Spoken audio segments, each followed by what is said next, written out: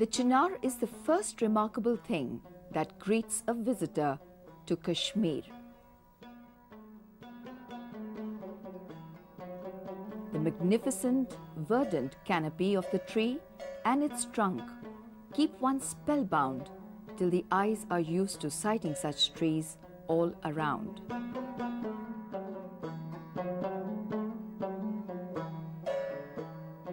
Almost synonymous with Kashmir, Chinar with its soothing shade pervades every sphere of the Kashmiri's life. The beauty and majesty of the Chinar have been praised by all the travelers who have visited the valley. Walter Lawrence, for example, writes in his book, The Valley of Kashmir, as a shade tree, the Chinar is unrivaled, and when the soil is suitable and water is near its roots, it attains a magnificent height. The Chinar is called Buin in Kashmiri, and the name itself reveals people's reverence for the tree. The rishis and saints considered it a part of their piety to plant the Chinars by the sides of the old caravan roads for the advantage of the wayfarers.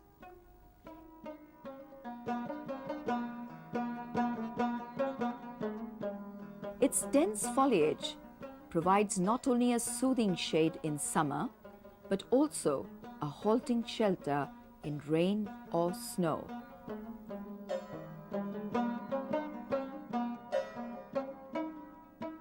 And if a school is without a proper building, the Chinar is there to house it under its canopy. The majestic Chinar tree of Kashmir, botanically speaking, is Platanus orientalis and belongs to the family Platanaceae. Platanaceae has just one genus. It is a monogeneric family, and the genus Platanus has 8 species, which are distributed in the northern hemisphere except North Africa. The species Platanus orientalis is distributed in the Asian region, whereas another species, Platanus occidentalis, is distributed in Europe. There are 4 species which are distributed in Northern America. The characteristic feature of this family is that it has large trees. The common names of these trees are sycamore tree, the buttonball tree, or the plane tree. The name buttonball derives from the characteristic button-shaped fruit bases as here, and the flowers are unisexual, borne on the same tree. The tree is therefore monoecious.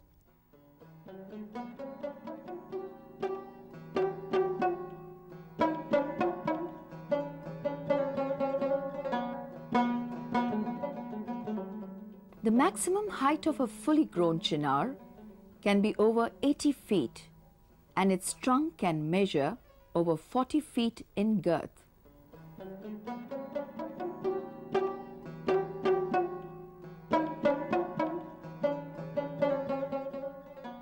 The leaves of the Chinar resemble the leaves of the maple and that of the American sycamore, Acercido platanus.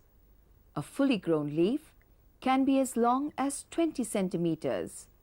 It is serrated with 5 lobes in a palmate form, with palmate venation.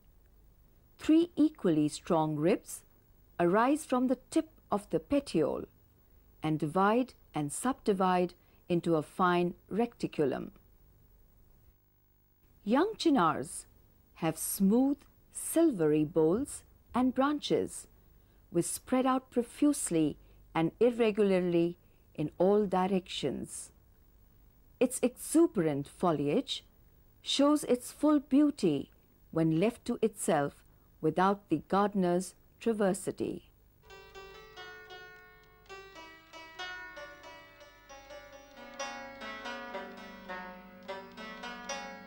As the tree grows older, its bark comes off in large patches, leaving the inner soft bark bare.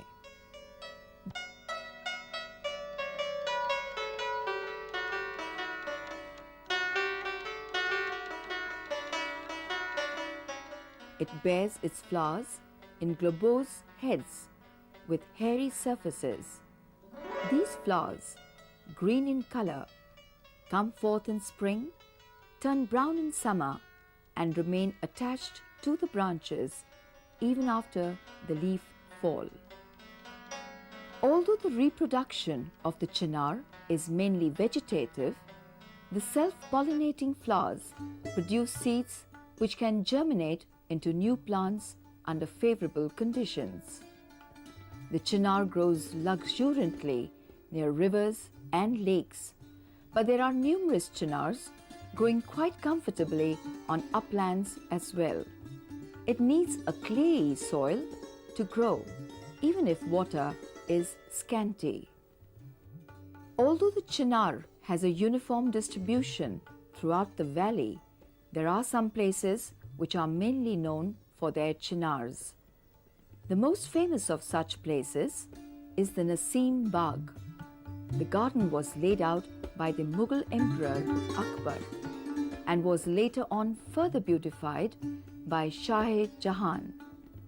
Many of the original chinars of the garden have already perished.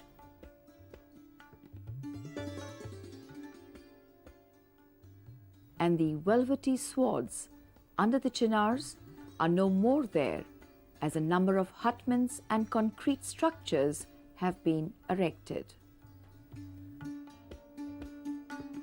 The Nishad Bagh, situated in the lap of the Zabarwan hill, also owes its charm to the original chinars. It is perhaps the occurrence of numerous chinars in the Mughal gardens that has given rise to the notion that the tree is exotic and was brought by Mughals from the Central Asia. Historical evidence suggests that chinar has been in Kashmir for quite some time. But if we scientifically analyze the evidence, for any species to be native to a place, it is necessary that it should be growing in natural stands. I do not know of any natural stands of chinar tree in Kashmir, and wherever chinar is growing, it has been cultivated, it has been planted. Besides, we do not have natural regeneration of chinar. Most of the chinar trees that we see, whether they are in stands or in isolation, have been planted. But again, when we analyze the evolution of the family Platanaceae, it is close to two other families, family Hamamelidaceae and Rosaceae, both of which are quite well represented in Kashmir, and therefore one could say that it has its origin from these two families through evolution in Kashmir. The evidence in support of its antiquity in Kashmir comes from very strong archaeobotanical evidence collected by Professor G.M. Butt and his associates in the Department of Botany, who have collected charcoal and carbonized remains of the wood of chinar tree from dwelling pits, and that dates the chinar tree in Kashmir to several thousand years.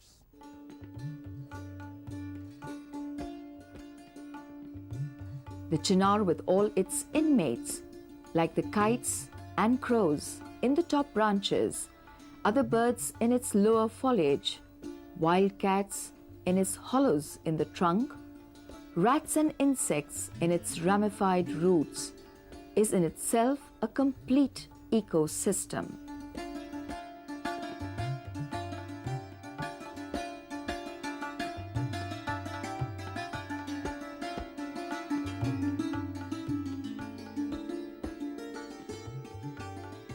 The Chinar presents different panoramas in different seasons.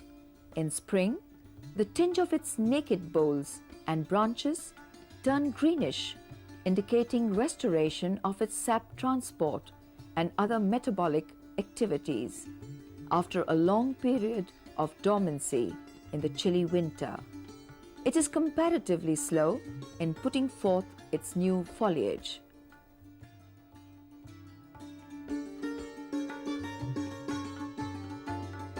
In summer, the Chinar appears to be a gigantic mass of verdure covering the velvety swards below, for it does not allow any other form of vegetation to grow under its shade.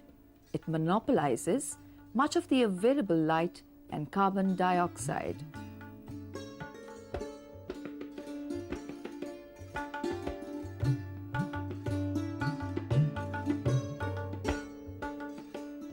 The season belonging exclusively to the Chinar is autumn.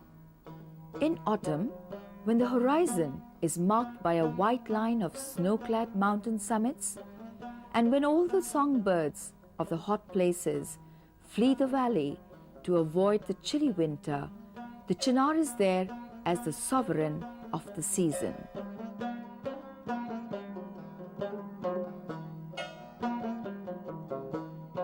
The deep green color of its leaves first turn light purple, then purple claret, then red within a fortnight, and finally yellow before the leaf fall. An eye-catching phenomenon associated with the Chinar tree is the sudden change of color of its leaves during the autumn season.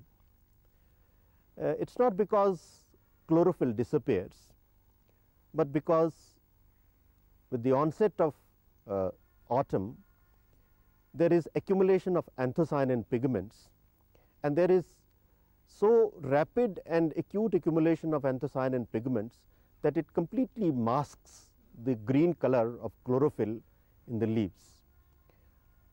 Subsequently, even the anthocyanins, they are translocated away from the leaves, and the leaves become brownish in color just before fall. The kaleidoscopic panorama of colors presented by the Chinar in late autumn is the loftiest scene in nature's eternal drama.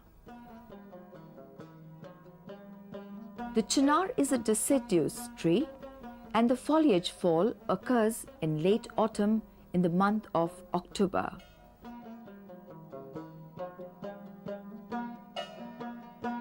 It is an absorbing experience. Dry pale leaves descend one by one, trailing down through kinky twigs with a whispering rustle, fall silent on a bed of dry leaves on dusty ground.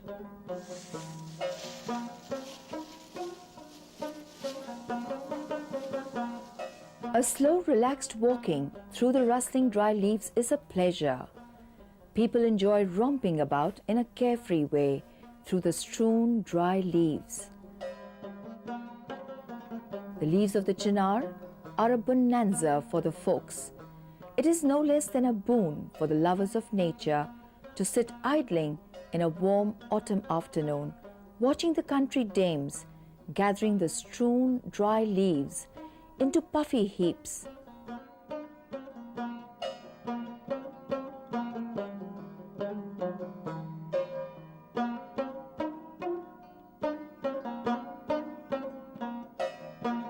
With the advent of winter, the huge heaps of Chinar leaves are burnt. Water is sprinkled over the cinders so that the unburnt carbon is retained. The charcoal thus prepared is dried and is used in the unique portable braziers of terracotta contained in a case rent of wicker work.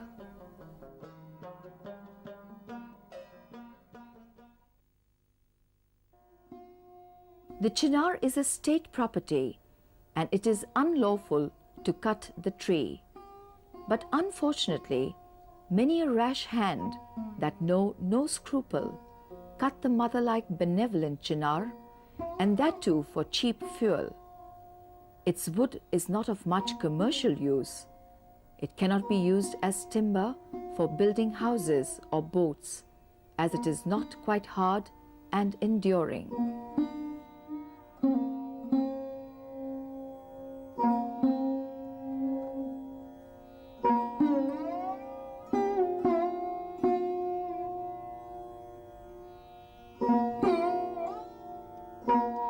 It is heartbreaking to note that sometimes chinars are skinned off to make them wither and then be used for firewood.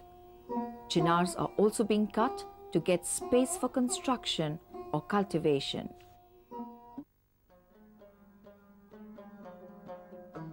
Chinar is the biggest enemy of air pollution. One full-size chinar is sufficient to clean the atmosphere from the pollution of a big factory or a busy square bustling with traffic. Attempts have been made to grow the chinar outside the valley, and several chinars have survived. A fresh scion of the chinar needs regular watering till it strikes roots to take care of itself.